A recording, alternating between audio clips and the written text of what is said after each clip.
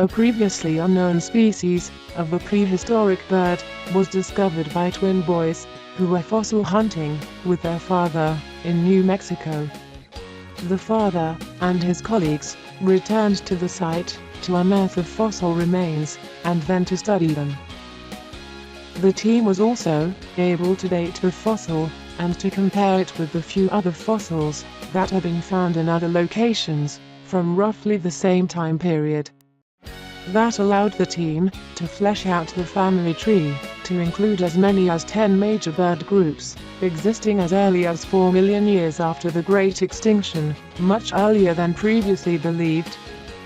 The bird was dated to approximately 62 to 65 million years ago, which, the team notes, suggested birds recovered rapidly from the asteroid strike. They note also that the bird closely resembles the modern mousebird, and had the unique ability to turn its fourth toe. This allowed it to turn its body completely about face, a feature seen with modern owls.